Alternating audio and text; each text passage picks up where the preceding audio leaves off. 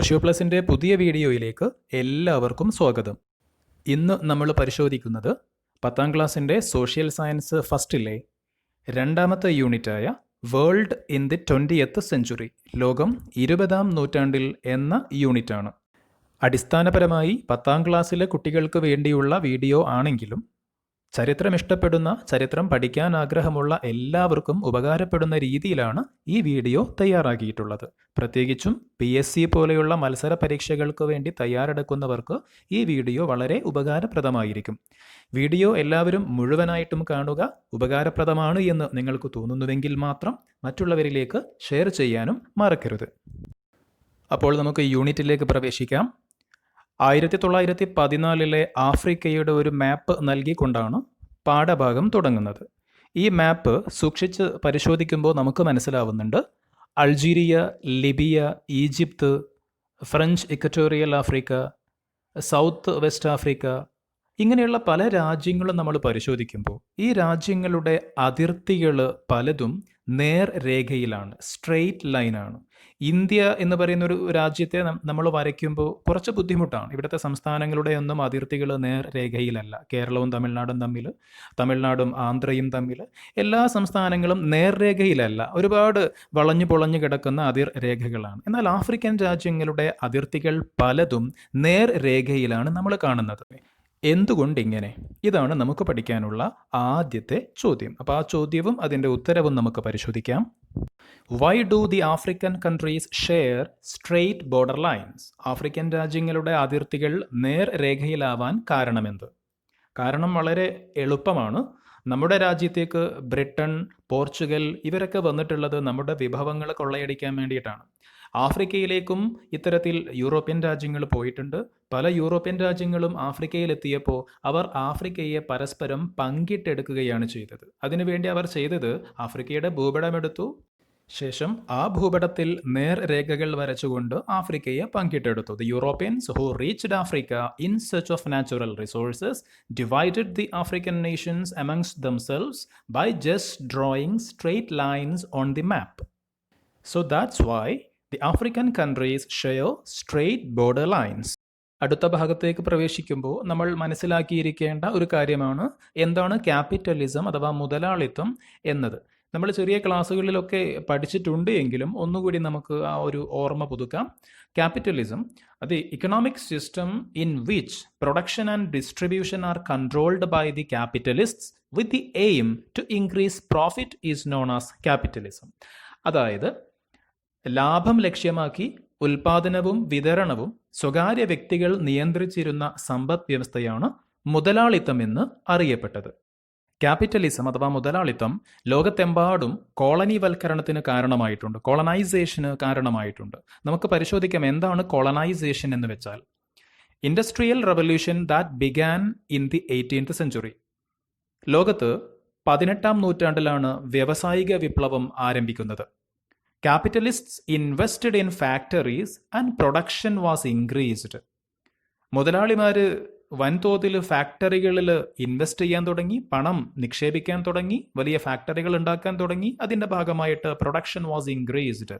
ഉൽപാദനം കൂടുതൽ മെച്ചപ്പെട്ടു, കൂടുതൽ ഉൽപ്പന്നങ്ങൾ ഉണ്ടാവാൻ തുടങ്ങി. This increased their profit.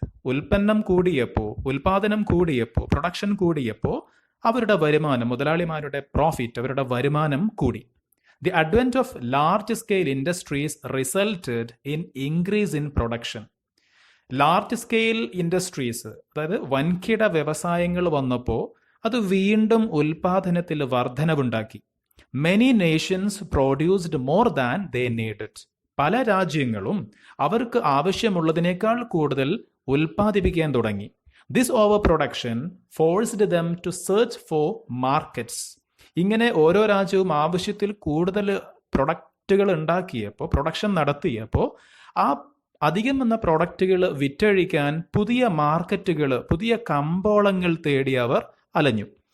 Using political power and military forces, the European countries transformed the Asian, African and Latin American nations as their colonies. അതായത് തങ്ങളുടെ രാഷ്ട്രീയ ശക്തിയും സൈനിക ശക്തിയും എല്ലാം ഉപയോഗപ്പെടുത്തിക്കൊണ്ട് യൂറോപ്യൻ രാജ്യങ്ങൾ ഏഷ്യൻ, ആഫ്രിക്കൻ, ലാറ്റിൻ അമേരിക്കൻ രാജ്യങ്ങളെ അവരുടെ കോളനികളാക്കി മാറ്റി, അവരുടെ മാർക്കറ്റുകളുള്ള അവരുടെ കോളനികളാക്കി മാറ്റി.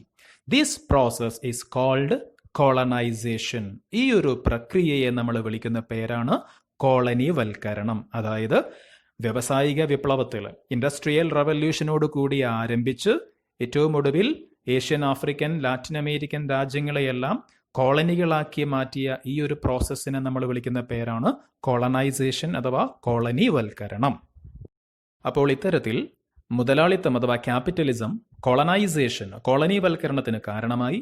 ആ കോളനിവൽക്കരണം പിന്നീട് ഇമ്പീരിയലിസത്തിലേക്ക് അഥവാ സാമ്രാജ്യത്വത്തിലേക്ക് നയിച്ചു. നമുക്ക് പരിശോധിക്കാം. Towards imperialism. European countries had considered the colonies as the source of raw materials and the market for their industrial products. അതായത് യൂറോപ്യൻ രാജ്യങ്ങൾ കോളനിവൽക്കരണത്തിലൂടെ പല രാജ്യങ്ങളെയും അവരുടെ കോളനികളാക്കി മാറ്റിയെന്ന് നമ്മൾ പറഞ്ഞു. ഈ കോളനികളെ യൂറോപ്യൻ രാജ്യങ്ങൾ കണക്കാക്കിയിരുന്നത് അവരുടെ ഫാക്ടറികളിലേക്ക് വേണ്ട റോ മെറ്റീരിയൽസ് കളക്ട് ചെയ്യാനുള്ള ഒരു സെൻ്ററായിട്ടും അവരുടെ ഫിനിഷ്ഡ് പ്രോഡക്ട്സ്, അവരുടെ ഉൽപ്പന്നങ്ങൾ വിറ്റഴിക്കാനുള്ള ഒരു മാർക്കറ്റായി, ഒരു കമ്പോളമായിട്ടുമാണ് കണക്കാക്കിയിരുന്നത്. അമേരിക്കൻ വാർ ഓഫ് ഇൻഡിപെൻഡൻസിൽ വാട്ട് ഈസ് മെർക്കന്റലിസം എന്നൊരു ഭാഗം നമ്മൾ പഠിച്ചിട്ടുണ്ട്. ആ മെർക്കന്റലിസം എന്താണോ അത് തന്നെയാണ് ഇവിടെ പറഞ്ഞിട്ടുള്ള കാര്യം. Okay, then later on, colonial masters started to invest capital in the colonies itself. അതായത് തുടക്കത്തിൽ നേരത്തെ പറഞ്ഞതുപോലെ കോളനികളിൽ നിന്ന് റോ മെറ്റീരിയൽസ് കളക്ട് ചെയ്യുന്നു, അവരുടെ മാതൃരാജ്യത്തേക്ക് കൊണ്ടുപോയി അവിടെ വെച്ചാണ് പ്രൊഡക്ഷൻ നടക്കുന്നത്. അതിനുശേഷം തിരിച്ചു വീണ്ടും ആ ഫൈനൽ പ്രോഡക്ട്സ്, ഫിനിഷ്ഡ് പ്രോഡക്ട്സ് തിരിച്ചു കോളനികളിൽ കൊണ്ടുവന്ന് വിൽക്കുന്ന ഒരു രീതിയായിരുന്നു തുടക്കത്തിൽ ക്യാപിറ്റലിസത്തിന്റെ കാലഘട്ടത്തിൽ ഉണ്ടായിരുന്നത്. എന്നാൽ ഇമ്പീരിയലിസത്തിലേക്ക് പ്രവേശിക്കുമ്പോൾ അവിടെ ഒരു മാറ്റം വന്നു. ഒന്നുകൂടി ഞാൻ വായിക്കാം. Colonial masters started to invest capital in the colonies itself. അതായത് മുതലാളിമാർ വലിയ തോതിലുള്ള നിക്ഷേപങ്ങൾ കോളനികളിൽ തന്നെ നടത്താൻ തുടങ്ങി. അതായത് ഫാക്ടറികളൊക്കെ കോളനികളിൽ തന്നെ നിർമ്മിച്ചു. The factors that induced them to do so are. അങ്ങനെ കോളനികളിൽ തന്നെ ഇൻവെസ്റ്റ് ചെയ്യാൻ, അങ്ങനെ കോളനികളിൽ തന്നെ ഫാക്ടറികളൊക്കെ ഉണ്ടാക്കാനുള്ള, ഫാക്ടറികളൊക്കെ നിർമ്മിക്കാനുള്ള കാരണം എന്താണെന്ന് നമുക്ക് പരിശോധിക്കാം. 3 കാരണങ്ങൾ നമുക്കിവിടെ കാണാൻ സാധിക്കും. ചീപ്പ് ലേബർ, അതായത് തൊഴിലാളികളുടെ കുറഞ്ഞ കൂലി. അവൈലബിലിറ്റി ഓഫ് റോ മെറ്റീരിയൽസ്, അതായത് അസംസ്കൃത വസ്തുക്കളുടെ ലഭ്യത. Low cost involve in manufacturing and selling goods in colonies, അതായത് കോളനികളിൽ ഉൽപ്പാദിപ്പിച്ച് കോളനികളിൽ തന്നെ വിതരണം ചെയ്യുമ്പോഴുള്ള കുറഞ്ഞ ചെലവ്. ഇത്തരം കാരണങ്ങളാണ് മുതലാളിമാരെ കോളനികളിൽ നിക്ഷേപം നടത്താൻ അല്ലെങ്കിൽ കോളനികളിൽ ഇൻവെസ്റ്റ് ചെയ്യാൻ പ്രേരിപ്പിച്ചത്. അങ്ങനെ ക്യാപിറ്റലിസത്തിൽ നിന്നും ഇമ്പീരിയലിസത്തിലേക്ക് അഥവാ മുതലാളിത്തത്തിൽ നിന്നും സാമ്രാജ്യത്വത്തിലേക്ക് ലോകമെത്തി. പരീക്ഷയ്ക്ക് നമ്മൾ പ്രതീക്ഷിക്കേണ്ട ഒരു ചോദ്യമാണ് ഇമ്പീരിയലിസവുമായി ബന്ധപ്പെട്ട അല്ലെങ്കിൽ സാമ്രാജ്യത്വവുമായി ബന്ധപ്പെട്ട ചോദ്യങ്ങൾ. അപ്പോൾ നമുക്കൊന്ന് സാമ്രാജ്യത്വത്തെ ഡിഫൈൻ ചെയ്യാം. What is imperialism? എന്താണ് സാമ്രാജ്യത്വം? The distinctive phase of flow of finance capital to colonies is known as imperialism. അതായത് കോളനികളിലേക്കുള്ള മൂലധന കയറ്റുമതിയുടെ ഘട്ടം സാമ്രാജ്യത്വം എന്നറിയപ്പെടുന്നു. Imposing a nation's political, economic and cultural dominance on another nation is a fundamental feature of imperialism. എന്ന് വെച്ചാൽ ഒരു രാജ്യം മറ്റൊരു രാജ്യത്തിനുമേൽ സ്ഥാപിക്കുന്ന രാഷ്ട്രീയ, സാമ്പത്തിക, സാംസ്കാരിക ആധിപത്യം സാമ്രാജ്യത്വത്തിന്റെ സവിശേഷതയാണ്. കൊളോണിയലിസ്റ്സ് imposed their dominance using legal system, administrative measures and military forces etc. അതായത് തങ്ങളുടെ സൈനിക ശക്തി, ഭരണ സംവിധാനം, നിയമവ്യവസ്ഥ തുടങ്ങിയ ഘടകങ്ങൾ ഉപയോഗപ്പെടുത്തിയാണ് കോളനികളിൽ സാമ്രാജ്യത്വ ശക്തികൾ അവരുടെ ചൂഷണ നയങ്ങൾ നടപ്പിലാക്കിയത്. മുതലാളിത്തത്തിൽ നിന്നും സാമ്രാജ്യത്വമായി മാറിയപ്പോൾ അത് കോളനികളെ എങ്ങനെ ബാധിച്ചു? How did imperialism affect the colonies? നമുക്ക് പരിശോധിക്കാം. Traditional economic system of the colonies was destroyed. കോളനികളുടെ പരമ്പരാഗത സമ്പദ് വ്യവസ്ഥ തകർന്നു. Administrative and judicial systems were replaced. ഭരണരീതിയും നിയമവ്യവസ്ഥയുമെല്ലാം മാറ്റിമറിക്കപ്പെട്ടു. People in colonies were forced to cultivate cash crops instead of traditional food crops. പരമ്പരാഗത ഭക്ഷ്യവിളകൾക്കു പകരം നാണ്യവിളകൾ കൃഷി ചെയ്യാൻ കോളനികളിലെ ജനങ്ങൾ നിർബന്ധിതരായി. Poverty and unemployment increased. ദാരിദ്ര്യവും തൊഴിലില്ലായ്മയും വർദ്ധിച്ചു. Natural resources were widely exploited. പ്രകൃതി വിഭവങ്ങൾ വ്യാപകമായി കൊള്ളയടിക്കപ്പെട്ടു. Indigenous arts, literature, language, culture and educational system were destroyed. തദ്ദേശീയമായ കല, സാഹിത്യം, ഭാഷ, സംസ്കാരം, വിദ്യാഭ്യാസം എന്നിവയെല്ലാം തകർക്കപ്പെട്ടു. നാടൻ ശൈലിയിൽ മുച്ചൂടും നശിപ്പിക്കുക എന്ന് പറയാറുണ്ട്. അതായത് സർവ്വതും നശിപ്പിക്കുക. ആ രൂപത്തിൽ ഇമ്പീരിയലിസം, സാമ്രാജ്യത്വം കോളനികളെ എല്ലാ തരത്തിലും എല്ലാ മേഖലകളിലും നശിപ്പിക്കുന്ന നിലപാടുകളാണ് സ്വീകരിച്ചത്. അങ്ങനെ ഇൻഡസ്ട്രിയൽ റവല്യൂഷൻ അഥവാ വ്യാവസായിക വിപ്ലവം മുതലാളിത്തത്തിന്റെ വളർച്ചയ്ക്ക് കാരണമാവുന്നു, അഥവാ ക്യാപിറ്റലിസത്തിന്റെ വളർച്ചയ്ക്ക് കാരണമാവുന്നു. ക്യാപിറ്റലിസം കോളനിവൽക്കരണത്തിന് കാരണമാവുന്നു, കോളനൈസേഷന് കാരണമാവുന്നു. ആ കോളനിവൽക്കരണം പിന്നീട് സാമ്രാജ്യത്വത്തിലേക്ക്, ഇമ്പീരിയലിസത്തിലേക്ക് നയിക്കുന്നു. ആ സാമ്രാജ്യത്വത്തിന്റെ ഭാഗമായിട്ട് മാർക്കറ്റുകൾക്ക് വേണ്ടി, കമ്പോളങ്ങൾക്ക് വേണ്ടി ലോകത്തെമ്പാടും മത്സരങ്ങൾ നടക്കുന്നു. യൂറോപ്യൻ രാജ്യങ്ങൾ കമ്പോളങ്ങൾക്ക് വേണ്ടി പരസ്പരം പോരാടാൻ തുടങ്ങുന്നു. ഈ പോരാട്ടങ്ങളാണ്, മത്സരങ്ങളാണ് ലോകത്തെ ഒന്നാം ലോക, രണ്ടാം ലോക യുദ്ധങ്ങളിലേക്ക് കൊണ്ടുചെന്നെത്തിച്ചത്.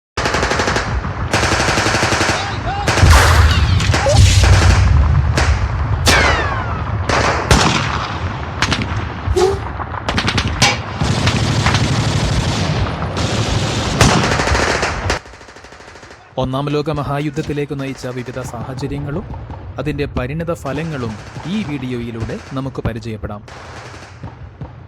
The causes of first World വാർ. ഒന്നാം ലോക യുദ്ധത്തിന്റെ കാരണങ്ങൾ എന്തൊക്കെയാണെന്ന് നോക്കാം. Competition four colonies. കോളനികൾക്കു വേണ്ടി, കമ്പോളങ്ങൾക്കു വേണ്ടിയുള്ള മത്സരങ്ങൾ.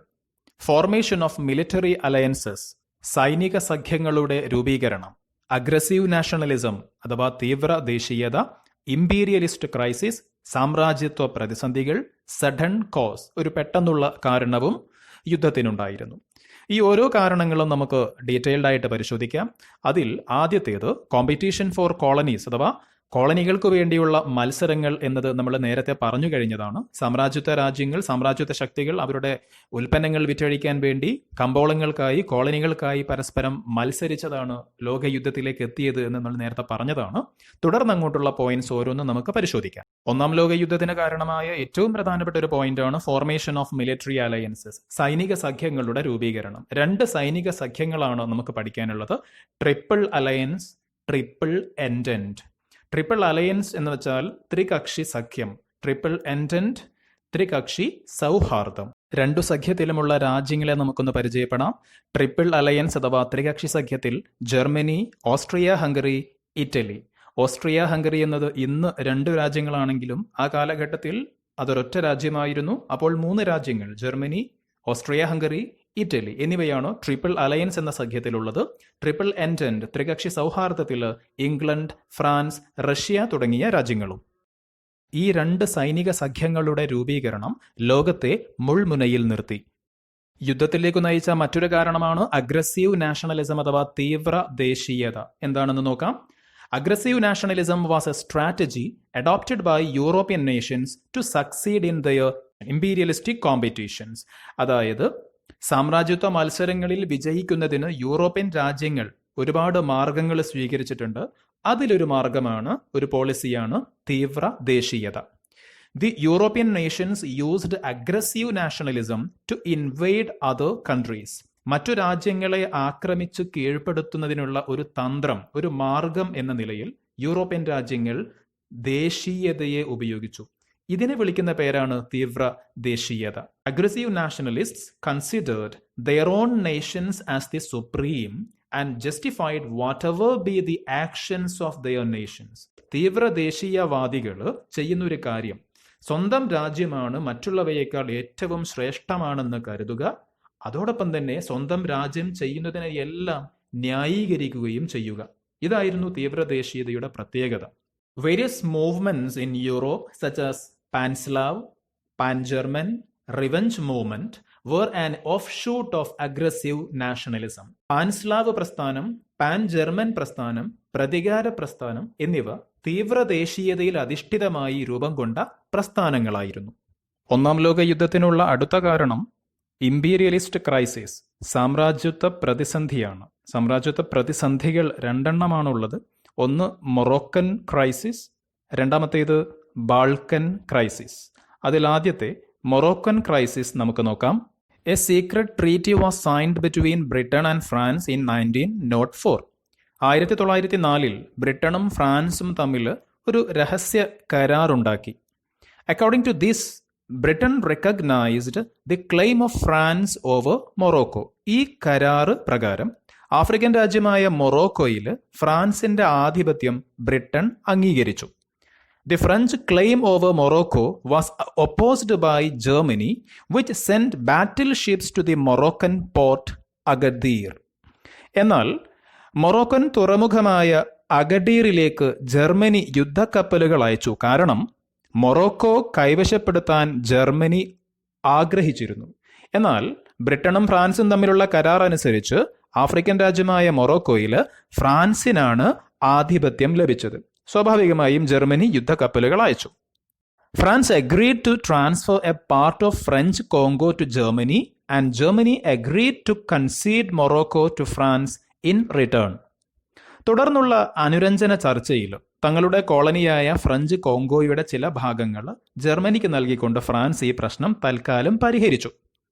പക്ഷേ thus the problem was solved temporarily. However, their rivalry continued. പ്രശ്നം തൽക്കാലം പരിഹരിക്കപ്പെട്ടെങ്കിലും മൊറോക്കോ എന്ന പ്രദേശത്തിനു മേൽ ഫ്രാൻസും ജർമ്മനിയും തമ്മിലുള്ള ശത്രുത തുടർന്നു. മറ്റൊരു ഇമ്പീരിയലിസ്റ്റ് ക്രൈസിസ് ആണ് ബാൾക്കൻ ക്രൈസിസ് അഥവാ ബാൾക്കൻ പ്രതിസന്ധി. Balkan region is situated in Europe, close to the Aegean Sea and the Black Sea. ഗ്രീസിന് കിഴക്കുള്ള ഈജിയൻ കടലിനും കരിങ്കടലിനും സമീപത്തായാണ് ബാൾക്കൻ മേഖല സ്ഥിതി ചെയ്യുന്നത്. It was a part of the Ottoman empire. Ottoman സാമ്രാജ്യത്തിന്റെ ഭാഗമായിരുന്നു ഈ പ്രദേശം. In 1912 Balkan league, that is the countries like Greece, Bulgaria, Serbia and Montenegro defeated Turkey. 1912 Balkan സഖ്യമായ സെർബിയ, ഗ്രീസ്, മോണ്ടിനിഗ്രോ, ബൾഗേറിയ തുടങ്ങിയ രാജ്യങ്ങൾ ചേർന്ന് തുർക്കിയെ പരാജയപ്പെടുത്തി. എന്നാൽ however, the conflict among the allied nations in sharing the benefits of war led to the breakup of league and resulted in wars among them. എന്നാൽ യുദ്ധത്തിന്റെ നേട്ടങ്ങൾ പങ്കിട്ടെടുക്കുന്നതിൽ ഈ ബാൾക്കൻ സഖ്യത്തിലെ രാഷ്ട്രങ്ങൾ തമ്മിൽ അഭിപ്രായ വ്യത്യാസമുണ്ടാവുകയും ഇത് ബാൾക്കൻ രാഷ്ട്രങ്ങൾ തമ്മിലുള്ള യുദ്ധങ്ങൾക്ക് കാരണമാവുകയും ചെയ്തു. അപ്പോൾ ഈ ബാൾക്കൻ പ്രദേശത്തെ ചൊല്ലി ഉണ്ടായിട്ടുള്ള ഈ തർക്കങ്ങളാണ് ബാൾക്കൻ പ്രതിസന്ധി അഥവാ ബാൾക്കൻ ക്രൈസിസ് എന്നറിയപ്പെടുന്നത്. ഒന്നാം ലോക യുദ്ധത്തിന്റെ പെട്ടെന്നുള്ള കാരണത്തിലേക്ക് പെട്ടെന്ന് തന്നെ നമുക്ക് നോക്കാം. നേരത്തെ പറഞ്ഞ ബാൾക്കൻ പ്രദേശത്തിനു വേണ്ടി സെർബിയയും ഓസ്ട്രിയയുമൊക്കെ അവകാശവാദം ഉന്നയിക്കുന്ന സമയത്ത് a Serbian youth Gavrilo Princip assassinated Francis Ferdinand, the heir to the throne of Austria at the Bosnian capital Sarajevo in July 1914. 1914 ജൂലൈയിൽ ഓസ്ട്രിയൻ കിരീടാവകാശിയായ ഫ്രാൻസിസ് ഫെർഡിനാൻഡിനെ ബോസ്നിയൻ തലസ്ഥാനമായ സാരയാവോയിൽ വെച്ച് സെർബിയൻ യുവാവായ ഗാവ്ലോ പ്രിൻസപ്പ് വെടിവെച്ചു കൊന്നു. Austria held Serbia responsible for it and declared war on Serbia on 28 July 1914.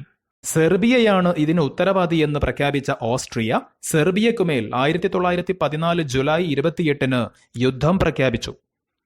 The allied nations rush to help their Ali's.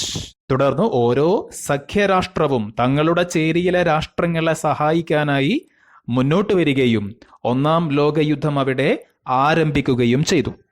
ഒന്നാം ലോകയുദ്ധത്തിന്റെ അനന്തരഫലങ്ങളിലേക്ക് നമുക്ക് കടന്നു ചെല്ലാം. Results or impacts of the First World War. Over 10 million people lost their lives or were injured in the war. ദശലക്ഷക്കണക്കിന് ജനങ്ങൾക്ക് ജീവഹാനി സംഭവിക്കുകയും പരുക്കേൽക്കുകയും ചെയ്തു. Agriculture, industry and communication system were destroyed. കൃഷി, വ്യവസായം, വാർത്താവിനിമയം തുടങ്ങിയിട്ടുള്ള മേഖലകളെല്ലാം തകർന്നു. Poverty, unemployment and inflation increased. ദാരിദ്ര്യം, തൊഴിലില്ലായ്മ, നാണയപ്പെരുപ്പം എന്നിവ വർദ്ധിച്ചു. Economic dominance of Europe diminished. യൂറോപ്പിന്റെ സാമ്പത്തിക മേധാവിത്വം ദുർബലമായി. Liberation movements in Asia and Africa strengthened. ഏഷ്യയിലും ആഫ്രിക്കയിലുമൊക്കെ സ്വാതന്ത്ര്യ സമരങ്ങൾ ശക്തിപ്പെട്ടു. In a bid to bring about peace in the world, the League of Nations was formed. ലോകത്ത് സമാധാനം സംരക്ഷിക്കുന്നതിനായി സർവരാഷ്ട്ര സഖ്യം എന്ന സംഘടന രൂപം കൊണ്ടു. എളുപ്പത്തിൽ പഠിച്ചെടുക്കാൻ കഴിയുന്ന പോയിന്റ്സ് ആണ്, അതേസമയം പരീക്ഷയ്ക്ക് ആവർത്തിച്ച് ചോദിക്കുന്നതുമാണ്. അതുകൊണ്ട് തന്നെ പ്രാധാന്യത്തോടു കൂടി മനസ്സിലാക്കുക. 1914 തുടങ്ങിയിട്ടുള്ള ഒന്നാം ലോകയുദ്ധം 1918 അവസാനിച്ചു. തുടർന്ന് 1919 വിജയിച്ച രാജ്യങ്ങൾ പരാജയപ്പെട്ട രാജ്യങ്ങളുമായി പ്രത്യേകം കരാറുകൾ ഉണ്ടാക്കി. ഈ യുദ്ധത്തിൽ വിജയിച്ചത് ഇംഗ്ലണ്ടും ഫ്രാൻസുമൊക്കെ നേതൃത്വം കൊടുക്കുന്ന ത്രികക്ഷി സൗഹാർദ്ദമായിരുന്നു. അവരായിരുന്നു യുദ്ധത്തിൽ നേട്ടങ്ങൾ ഉണ്ടാക്കിയത്. പരാജയപ്പെട്ട രാജ്യങ്ങളുമായി പ്രത്യേകം കരാറുകൾ ഉണ്ടാക്കിയതിൽ ഏറ്റവും പ്രധാനപ്പെട്ട ഒന്നാണ് ജർമ്മനിയുമായി ഒപ്പുവെച്ചിട്ടുള്ള വേഴ്സായി ട്രീറ്റി, വേഴ്സായി കരാർ. വളരെ പ്രാധാന്യം അർഹിക്കുന്ന ഒരു കാര്യമാണ് വേഴ്സായി കരാർ. നമുക്ക് നോക്കാം എന്താണ് വേഴ്സായി കരാറിന്റെ സവിശേഷതകൾ. എല്ലാ തരത്തിലും ജർമ്മനിയെ അടിച്ചമർത്താൻ ഉതകുന്ന ഒരു കരാറായിരുന്നു വേഴ്സായി ട്രീറ്റി, വേഴ്സായി കരാർ. 1919 ഒപ്പുവെച്ച വേഴ്സായി ട്രീറ്റി. നമുക്കതിലെ ഓരോ വ്യവസ്ഥകൾ പരിശോധിക്കാം. German colonies were divided among the victorious powers. വിജയിച്ച രാജ്യങ്ങൾ ജർമ്മനിയുടെ കോളനികളെല്ലാം വീതിച്ചെടുത്തു. Germany was forced to pay a huge amount as war indemnity. യുദ്ധ നഷ്ടപരിഹാരം എന്ന നിലക്ക് ഒരു വലിയ തുക ജർമ്മനി വിജയിച്ച രാജ്യങ്ങൾക്ക് നൽകേണ്ടി വന്നു. The allies occupied the rich mines of Germany. ജർമ്മനിയുടെ സമ്പന്നമായ ഖനിപ്രദേശങ്ങളെല്ലാം വിജയിച്ച രാജ്യങ്ങൾ കൈവശപ്പെടുത്തി. War guilt was imposed on Germany. യുദ്ധക്കുറ്റം ജർമ്മനിക്കുമേൽ കെട്ടിവെച്ചു. Germany was disarmed. ജർമ്മനിയെ നിരായുധീകരിച്ചു. ഇത്തരത്തിൽ ജർമ്മനിയെ പാടെ നശിപ്പിക്കാനുതകുന്ന ഒരു കരാറായിരുന്നു വേഴ്സായി ട്രീറ്റി. ഒന്നാം ലോക മഹായുദ്ധം അവസാനിച്ചപ്പോൾ ലോകത്ത് ഏറ്റവും കൂടുതൽ സാമ്പത്തികമായി നേട്ടമുണ്ടാക്കിയ ഒരു രാജ്യമുണ്ടെങ്കിൽ അത് അമേരിക്കയാണ്. ആ അമേരിക്കൻ ഡോമിനൻസിന് പിന്നിലെ കഥ നമുക്ക് നോക്കാം. The United States of America was not affected by the war. യുദ്ധം ഒരു തരത്തിലും അമേരിക്കയെ ബാധിച്ചിരുന്നില്ല. Hence the European nations managed to get loans from the USA. മാത്രവുമല്ല, യുദ്ധം കഴിഞ്ഞപ്പോൾ യൂറോപ്യൻ രാജ്യങ്ങളൊക്കെ അമേരിക്കയിൽ നിന്ന് വൻതോതിൽ വായ്പകൾ വാങ്ങാൻ തുടങ്ങി. യുദ്ധം കഴിഞ്ഞപ്പോൾ പല രാജ്യങ്ങളുടെയും സാമ്പത്തിക സ്ഥിതി മോശമായി. അപ്പോൾ ആ യൂറോപ്യൻ രാജ്യങ്ങളൊക്കെ അമേരിക്കയിൽ നിന്ന് വൻതോതിൽ വായ്പകൾ വാങ്ങാൻ തുടങ്ങി.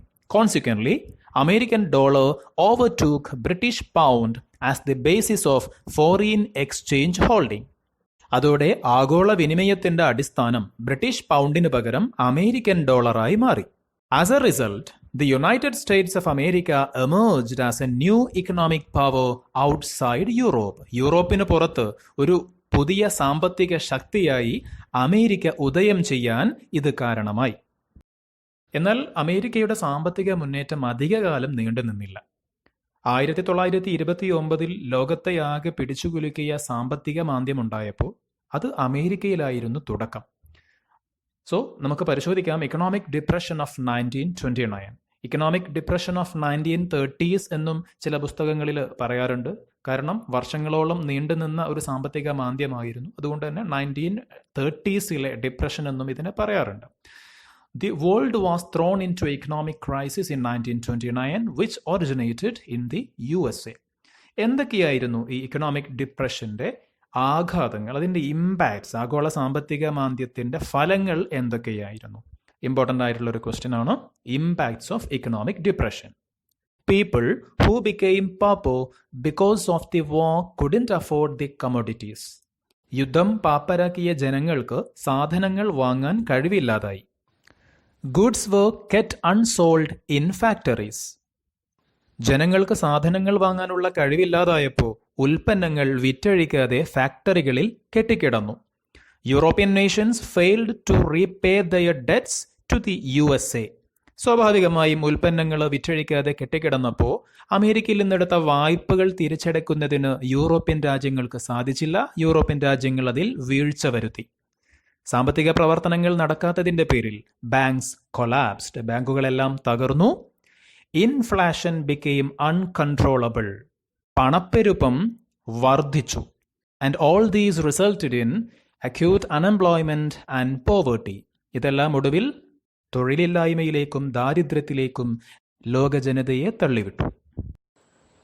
ഈ യൂണിറ്റിലെ ഏറ്റവും പ്രധാനപ്പെട്ട 2 ആശയങ്ങളാണ് ഫാഷിസം, നാസിസം. നിർബന്ധമായിട്ടും പഠിച്ചിരിക്കേണ്ട 2 കാര്യങ്ങളാണ്. എസ്സേ ക്വസ്റ്റ്യൻസ് വരെ വന്നിട്ടുണ്ട് ഫാഷിസവും നാസിസവുമായി ബന്ധപ്പെട്ടുകൊണ്ട്. ഫാഷിസം എന്ന് പറയുന്നത് ഇറ്റലിയിലും നാസിസം എന്ന് പറയുന്നത് ജർമ്മനിയിലും വേരോടിയ, ലോകത്തിന് തന്നെ ഭീഷണിയായി മാറിയ 2 ആശയങ്ങളായിരുന്നു. ഇവ ഓരോന്നും നമുക്കിവിടെ പഠിക്കാം. ബെനിറ്റോ മുസോളിനിയുടെ ചിത്രമാണോ നിങ്ങളിവിടെ സ്ക്രീനിൽ കാണുന്നത്? ഈ മുസോളിനിക്ക് കീഴിലായിരുന്നു ഇറ്റലിയിൽ ഫാഷിസ്റ്റ് പാർട്ടി അധികാരത്തിലേറിയത്. ഫാഷിസത്തിന്റെ പ്രത്യേകതകൾ, സവിശേഷതകൾ നമുക്ക് നോക്കാം. ആന്റഗോണിസം ടു ഡെമോക്രസി, ജനാധിപത്യത്തോടുള്ള വിരോധം. ഒപ്പോസിഷൻ ടു സോഷ്യലിസം, സോഷ്യലിസത്തോടുള്ള എതിർപ്പ്. ഗ്ലോറിഫയിങ് ദി നേഷൻ, രാഷ്ട്രത്തെ മഹത്വവൽക്കരിക്കൽ.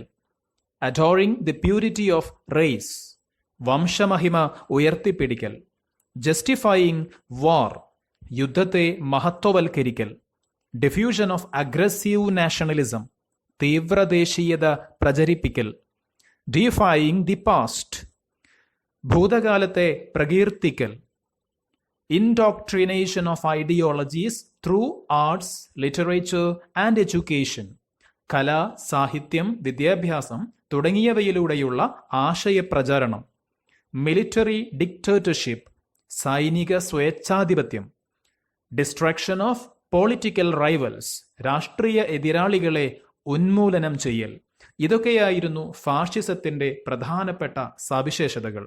മുസോളിനി അല്ലെങ്കിൽ ഫാഷിസ്റ്റ് പാർട്ടി ഇറ്റലിയിൽ എങ്ങനെയാണ് അധികാരത്തിലെത്തിയതെന്ന് നമുക്ക് നോക്കാം. What were the circumstances under which the fascist party or Mussolini came to power in Italy? Italy got nothing, though she was with the victors in the First World War. 1-ാം ലോകയുദ്ധത്തിൽ വിജയിച്ചവരുടെ കൂട്ടത്തിൽ പെട്ടിട്ടും ഇറ്റലിക്ക് കാര്യമായ നേട്ടങ്ങളൊന്നും ലഭിച്ചില്ല. അപ്പോൾ ചിലർക്ക് സംശയമുണ്ടാവും, Italy വിജയിച്ച രാജ്യമാണോ? പരാജയപ്പെട്ട ജർമ്മനിയുടെ കൂടെയായിരുന്നില്ലേ Italy ഉണ്ടായിരുന്നത്? ആ സംശയം സ്വാഭാവികമാണ്. 1-ാം ലോകയുദ്ധം ആരംഭിച്ചപ്പോൾ ത്രികക്ഷി സഖ്യത്തിലായിരുന്ന ഇറ്റലി യുദ്ധം തുടരവേ ബ്രിട്ടന്റെയും ഫ്രാൻസിന്റെയും പക്ഷത്തേക്ക് കൂറുമാറുകയായിരുന്നു. അങ്ങനെ യുദ്ധം അവസാനിക്കുമ്പോൾ ഇറ്റലി വിജയിച്ചവരുടെ പക്ഷത്തായി. പക്ഷെ എന്നാലും യുദ്ധം കഴിഞ്ഞപ്പോൾ യാതൊരു നേട്ടവും ഇറ്റലിക്ക് ലഭിച്ചില്ല. Post war destruction of industries, unemployment, increase in tax, inflation etcetera kept people away from the government. യുദ്ധാനന്തര കാലത്തെ വ്യവസായങ്ങളുടെ തകർച്ച, തൊഴിലില്ലായ്മ, നികുതി വർധനവ്, പണപ്പെരുപ്പം തുടങ്ങിയവ ജനങ്ങളെ നിലവിലുള്ള ഭരണകൂടത്തിൽ നിന്നും അകറ്റി. Industrialists in fear of Italy moving to socialism were prompted to support fascism. രാജ്യം സോഷ്യലിസ്റ്റ് വിപ്ലവത്തിലേക്ക് പോകുമോ എന്ന ഭയം ഫാഷിസത്തെ പിന്തുണയ്ക്കാൻ സമ്പന്നരെ പ്രേരിപ്പിച്ചു. ഈ സാഹചര്യങ്ങളൊക്കെയാണ് മുസോളിനിയെ അല്ലെങ്കിൽ ഫാഷിസ്റ്റ് പാർട്ടിയെ ഇറ്റലിയിൽ അധികാരത്തിലെത്തിച്ചത്. മുസോളിനിയുടെ ഭരണം നമുക്കൊന്ന് വിശകലനം ചെയ്യാം. Mussolini and his rule. He resorted to despotic measures. അധികാരത്തിലേറിയ ശേഷം മുസോളിനി ഏകാധിപത്യപരമായിട്ടുള്ള നടപടികൾ കൈക്കൊണ്ടു. Violence and ferocity were the strategies. അക്രമത്തിന്റെയും ഹിംസയുടെയും മാർഗമായിരുന്നു അവർ സ്വീകരിച്ചിരുന്നത്. Socialists and leaders of peasants and workers were proclaimed as enemies of the nation. സോഷ്യലിസ്റ്റുകളെയും കർഷക തൊഴിലാളി നേതാക്കളെയുമെല്ലാം രാജ്യത്തിന്റെ ശത്രുക്കളായി പ്രഖ്യാപിച്ചു. Those who opposed the fascist party were executed. Fascist പാർട്ടിയെ എതിർത്തവരെയെല്ലാം വധശിക്ഷയ്ക്ക് വിധേയരാക്കി. Aim was to restore ancient Roman Empire. പുരാതന റോമാ സാമ്രാജ്യത്തെ, ആ റോമാ സാമ്രാജ്യത്തിലെ ഭരണം പുനഃസ്ഥാപിക്കുക എന്നതായിരുന്നു മുസോളിനിയുടെ ലക്ഷ്യം. Adopted several symbols of ancient Roman administration. അതിൻ്റെ ഭാഗമായിട്ട് പ്രാചീന റോമൻ ഭരണത്തിലെ ഒരുപാട് മുദ്രകളും അടയാളങ്ങളുമെല്ലാം അദ്ദേഹം സ്വീകരിച്ചു, അല്ലെങ്കിൽ തൻ്റെ രാജ്യത്ത് കൊണ്ടുവന്നു. Formed a military force named Black Shirts. കരിങ്കുപ്പായക്കാർ എന്ന പേരിലുള്ള ഒരു സൈന്യത്തിന് രൂപം നൽകി. Adopted aggressive foreign policy. ആക്രമണോത്സുക വിദേശ നയം സ്വീകരിച്ചു. Conquered nations like Ethiopia, Albania etcetera. Ethiopia, Albania പോലെയുള്ള രാജ്യങ്ങളെ ആക്രമിച്ചു കീഴ്പ്പെടുത്തി. Formed alliance with Germany and Japan. ജർമ്മനിയും ജപ്പാനുമായി സൈനിക സഖ്യം രൂപീകരിച്ചു. അഡോൾഫ് ഹിറ്റ്ലർ, ലോക ചരിത്രത്തിലെ ഏറ്റവും ക്രൂരനായ ഭരണാധികാരികളിൽ ഒരാൾ. ഇറ്റലിയിലെ ഫാഷിസം എന്തായിരുന്നോ അതിൻ്റെ ജർമ്മൻ പതിപ്പായിരുന്നു നാസിസം. What were the circumstances under which the Nazi party came to power in Germany? ജർമ്മനിയിൽ നാസി പാർട്ടി അല്ലെങ്കിൽ അഡോൾഫ് ഹിറ്റ്ലർ അധികാരത്തിലെത്താനിടയായ സാഹചര്യങ്ങൾ എന്തൊക്കെയായിരുന്നു? The Treaty of Versailles imposed by the victorious Allies on Germany after the First World War. ഒന്നാം ലോക യുദ്ധാനന്തരം ജർമ്മനിയുടെ മേൽ അടിച്ചേൽപ്പിച്ച വേഴ്സായ് സന്ധി. Economic destruction and inflation. സാമ്പത്തിക തകർച്ചയും പണപ്പെരുപ്പവും. Failure of German government and the resultant political uncertainty. German ഭരണകൂടത്തിന്റെ പരാജയവും രാഷ്ട്രീയ അസ്ഥിരതയും. ഈ സാഹചര്യങ്ങൾ ഹിറ്റ്ലറിന്റെ നാസി പാർട്ടിയെ ജർമ്മനിയിൽ അധികാരത്തിലെത്തിച്ചു. ഹിറ്റ്ലറിന്റെ ഭരണത്തെക്കുറിച്ച് വളരെ പെട്ടെന്നൊന്ന് കണ്ണോടിക്കാം. Hitler and his rule. With his oratory skills and organizational abilities, Hitler easily succeeded in gaining popular support. തന്റെ സംഘാടന മികവും പ്രസംഗ പാടവവും ഉപയോഗപ്പെടുത്തി ജർമ്മൻകാരെ വളരെ വേഗം ആകർഷിക്കാൻ ഹിറ്റ്ലർക്ക് സാധിച്ചു. Socialists, communists, Jews and democrats were executed. സോഷ്യലിസ്റ്റുകളെയും കമ്മ്യൂണിസ്റ്റുകളെയും ജൂതരെയും എല്ലാം ജനാധിപത്യവാദികളെയും എല്ലാം അദ്ദേഹം കൊന്നൊടുക്കി. Jews were massacred en masse in specially built concentration camps. This is known as the Holocaust. പ്രത്യേകം തയ്യാറാക്കിയ കോൺസെൻട്രേഷൻ ക്യാമ്പുകളിൽ വെച്ച് ജൂതരെ കൂട്ടക്കൊല ചെയ്തു. ഇത് ഹോളോകാസ്റ്റ് എന്നറിയപ്പെടുന്നു. He formed military force, brown shirts and a secret police troop, Gestapo. തവിട്ടുകുപ്പായക്കാർ എന്ന സൈന്യത്തെയും ഗെസ്റ്റപ്പോ എന്ന രഹസ്യ സംഘത്തെയും അദ്ദേഹം രൂപീകരിച്ചു. Projected the purity of Aryan race and argued that Aryans should rule the world. ആര്യന്മാരാണ് ലോകത്തിലെ പരിശുദ്ധ വംശമെന്നും അവരാണ് ലോകം ഭരിക്കേണ്ടതെന്നും ജർമ്മൻകാർ ആര്യന്മാരാണെന്നും ഹിറ്റ്ലർ അഭിപ്രായപ്പെട്ടു. All other political parties except the Nazi party were banned. Nazi party ഒഴികെ ബാക്കി എല്ലാ രാഷ്ട്രീയ പാർട്ടികളെയും നിരോധിച്ചു. Trade unions also were banned. തൊഴിലാളി സംഘടനകളെയും നിരോധിച്ചു. Military service was made compulsory. സൈനിക സേവനം എല്ലാവർക്കും നിർബന്ധിതമാക്കി. Propagated ideas through newspapers, radio, cinema and education system. പത്രം, സിനിമ, റേഡിയോ, വിദ്യാഭ്യാസം തുടങ്ങിയവയിലൂടെ തന്റെ ആശയപ്രചരണം നടത്തി. Like Mussolini, he also adopted an aggressive foreign policy. ആക്രമണോത്സുക വിദേശ നയം സ്വീകരിച്ചു. Attacked Austria and Czechoslovakia. Austria, Czechoslovakia തുടങ്ങിയ പ്രദേശങ്ങളെ ആക്രമിച്ചു. He formed alliance with Italy and Japan. ഇറ്റലിയും ജപ്പാനുമായി ചേർന്ന് ഒരു സൈനിക സഖ്യം രൂപീകരിച്ചു. The formation of such military alliances ultimately led to the outbreak of another world war. ഇത്തരം സൈനിക സഖ്യങ്ങളുടെ രൂപീകരണം ഫാഷിസവും നാസിസവും എല്ലാം മറ്റൊരു ലോകയുദ്ധത്തിലേക്ക് ലോകരാജ്യങ്ങളെ നയിച്ചു. അങ്ങനെ വീണ്ടും മറ്റൊരു യുദ്ധം ആരംഭിക്കുകയായി.